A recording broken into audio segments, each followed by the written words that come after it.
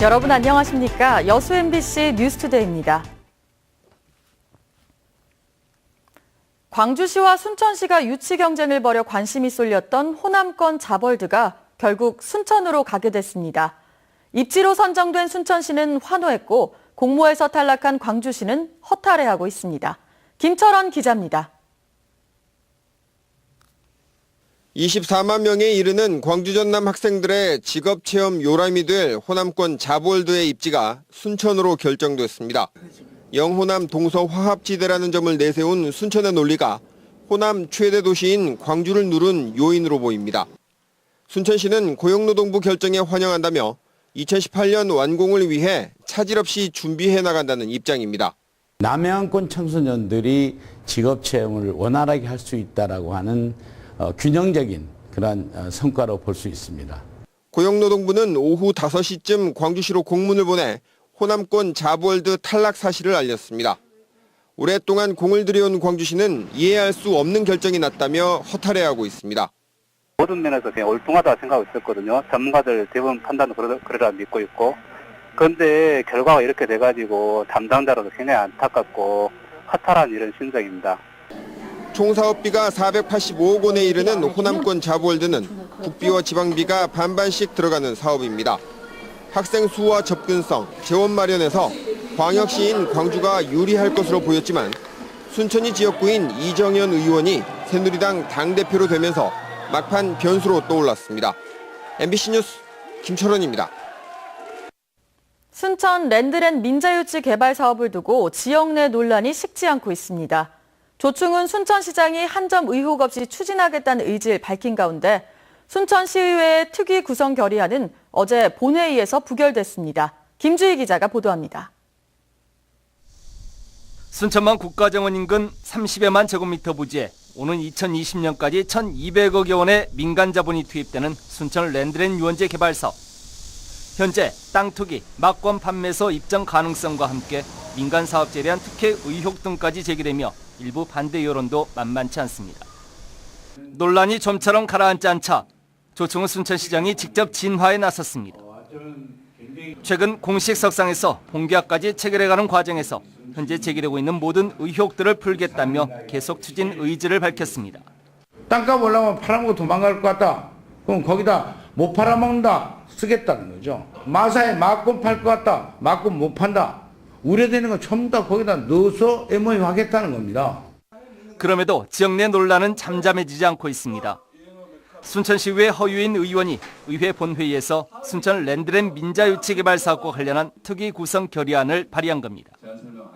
찬성 11표에 그치면서 결국 부결됐지만 특위 구성 찬성 측 의원들은 사업 범위와 내용 공개가 제한되고 있다며 여전히 의혹을 거두지 않고 있습니다. 본 의원이 시정 질문을 하니까 MOA 과정 전에 동의를 받겠다, 공천을 하겠다, 이제서야 하고 있는 것입니다. 그래서 이 사업 진행에 대한 투명성 확보를 위해서 특위 활동이 필요하다고 생각합니다. 하지만 반대 측 의원들은 시행정의 발목 잡기를 중단하라며 찬성 측 의원들을 맹비난했습니다. 우리 의회가 지방자치법에 정해준 대로 투자하고 나는 사업자가 의회의 검증을 거치고 의회의 승인을 거치게 되어 있습니다. 의회의 상임위원회 활동을 통해서 얼마든지 걸러낼 수 있습니다. 현재 의회 내에서조차 상반된 두 목소리가 나오고 있습니다. 순천 랜드랜 유원지 조성 사업은 지역 내 논란의 소용돌이에서 해서 당분간 벗어나기 어려울 것으로 보입니다. MBC 뉴스 김주희입니다. 한진해운 법정관리 사태로 광주 전남 지역의 수출 기업들도 피해를 입고 있습니다. 무역협회 광주 전남지부에 따르면 광주 전남 지역의 7개 기업이 810만 불가량의 화물을 해외 바이어들에게 전달하지 못하고 있습니다. 이 업체들은 한진해운을 통해 아시아나 위주로 화물을 보냈지만 해당 국가에서 입항을 거부하거나 선박을 억류해 물류 피해를 입고 있습니다. 지역 경제계는 앞으로 한진 여파로 인한 운송 피해가 가중될 것이라며 물류 대란을 우려하고 있습니다. 전라남도가 65세 이상의 인구 비율이 20%를 넘는 초고령 사회로 진입했습니다. 어제 통계청이 발표한 2015 인구주택 총조사 자료에 따르면 전남 지역의 65세 이상 인구수는 모두 37만 1000여 명으로 도내 전체 인구의 21.1%를 차지해 전국 17개 시도 가운데 처음으로 초고령 사회로 분류됐습니다. 한편 전남 동부 지역의 고령자 비율은 고흥이 38.5%로 전국 229개 시군구 가운데 최고치를 기록했으며 여수 16%, 순천 13.4%, 광양 11% 순으로 집계됐습니다. 광주의 한 사립고교에서 명문대 진학률을 높이기 위해 성적 우수 학생들을 특별관리해오다 적발됐습니다. 1학년 때 성적 우수 학생으로 뽑히면 교장과 교사들이 나서 생활기록부를 조작해줬습니다. 김인정 기자입니다. 광주의 한 사립고등학교. 이 학교 교장은 좋은 성적으로 1학년 1학기를 마친 1등급 학생 10여 명을 특별관리 대상으로 선정했습니다. 그리고 학년부장 박모교사 등 2명에게 교육행정정보 시스템인 나이스에 접속할 수 있는 권한을 준 뒤 대입 수시 전형의 중요한 생활기록부를 조작하도록 지시했습니다. 박 교사 등은 관리 대상 학생들의 생활기록부에 200번이 넘게 무단 접속해 친화력이 좋다, 다른 학생보다 우수한 교과 능력을 보였다는 내용을 입력했습니다. 불공평하게 뭐가 됐다고 하던데 어땠어요? 학부모로부터 촌지를 받고 성적 조작을 시도하거나 2,500만 원의 과외비를 따로 받아 1등급 학생들만을 위한 심화반을 운영하기도 했습니다. 성적이 부진한 아이들을 위해 써야 할 교육청 사업비 등 9천만 원은 성적 우수 학생들의 자습 감독비와 과외 교습비로 사용됐습니다. 결과적으로 대다수 학생들이 균등하게 누려야 할 이 교육의 혜택에서 소외될 수 있다는 문제점이 있다고 보여지고요. 경찰은 생활기록부를 조작한 교장과 교사 등 이 사립학교 교사 13명을 업무 방해 혐의 등으로 입건해 검찰에 기소 의견으로 송치했습니다. MBC 뉴스 김인정입니다. 여수 산단 석유화학업체인 여천 NCC가 지역대학의 현장 맞춤형 실습 기자재를 기증했습니다. 여천 NCC는 어제 여수 한영대학 공학관에서 현장 맞춤형 실습 기자재 기증 및 공정제어 실습실 개관식을 가졌습니다.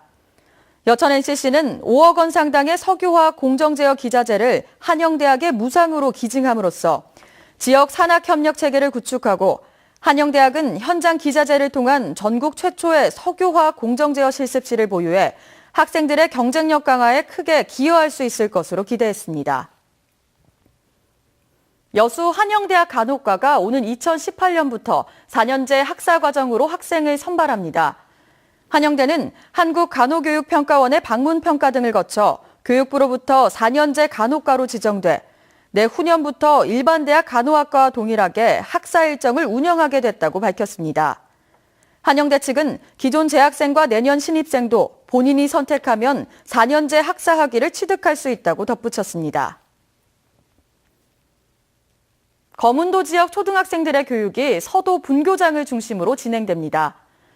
여수교육지원청은 최근 용역 조사 결과 겸ун 지역 4개 학교 학생들의 학년별 주요 수업을 진행할 학교로 서도 분교장이 선정됐다고 밝혔습니다. 교육청은 그동안 거문도 지역 학생들이 학생 수 감소에 따른 학년 통합 수업 등으로 어려움을 겪어 주요 수업을 진행할 학교 결정을 위해 학교 재배치 용역을 시행했다고 밝혔습니다.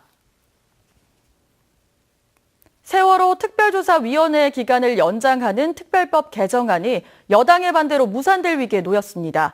그동안 미적지근한 대응으로 유가족들의 분노를 샀던 야당이 특검에 대한 직권상정을 언급하며 정면 돌파에 나섰습니다.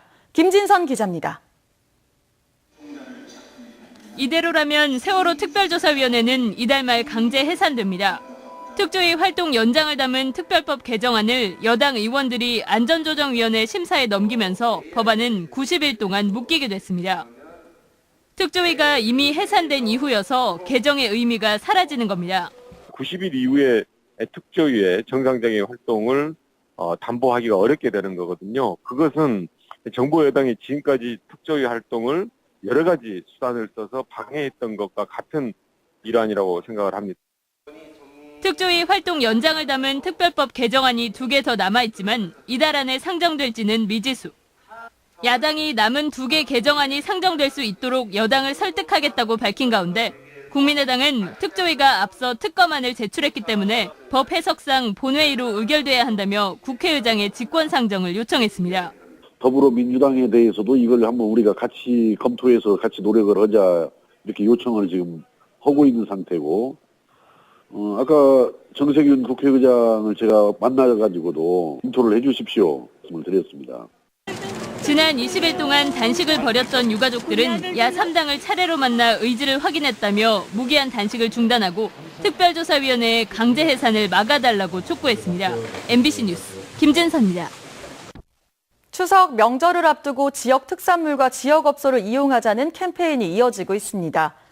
광양시와 포스코, 지역 중소업체 관계자들은 내일까지 지역의 전통시장과 상가 등 민생 현장을 방문해 시민들을 대상으로 지역 농특산품 이용을 적극 독려하기로 했습니다. 지역 중소상인 등으로 구성된 광양경제활성화 운동본부도 광양시 시민사회단체와 함께 광양 컴부두 사거리 등에서 지역업소 이용을 권장하는 캠페인을 전개했습니다. 올 상반기 지역연안에서 생산된 수산물이 안전한 것으로 분석됐습니다. 전라남도 해양수산과학원은 올 들어 지난달 말까지 수산물 42품종에서 641건의 시료를 채취해 세균과 방사능, 중금속 함유량을 조사한 결과 기준 초과 품목이 전혀 없었다고 밝혔습니다. 전라남도는 2011년부터 수산물 안전성 검사 업무를 정부에서 이관받아 출하 전 단계에서 시료를 채취했습니다. 서울의 가시거리 6km 안팎으로 맑은 날의 3분의 1 수준입니다. 하늘이 약간 뿌옇기만 해도 미세먼지가 심하진 않을까 염려되는데요. 다행히 오늘 아침 대기가 청정합니다. 하지만 오늘 밤부터 다시 서쪽 지역을 중심으로 미세먼지 농도가 짙어질 가능성이 있으니까요. 호흡기 관리에 유의하시는 게 좋겠습니다. 또 대기 불안정이 심해지면서 중부와 경북 내륙 지방을 중심으로는 한때 소나기가 지나겠습니다. 곳에 따라 벼락이 치거나 돌풍이 부는 곳도 있겠습니다. 오후부터 밤 사이에는 동해안 지방에서 비가 내리겠습니다. 현재 기온 보시면 서울 21.5도, 대전 20도, 대구 18.5도로 어제 같은 시각보다 선선합니다. 낮 기온은 서울 27도, 광주 29도, 대구 29도까지 오르겠습니다. 당분간 아침 저녁으로는 선선하고 한낮에는 다소 더운 날씨가 계속될 전망입니다. 날씨였습니다.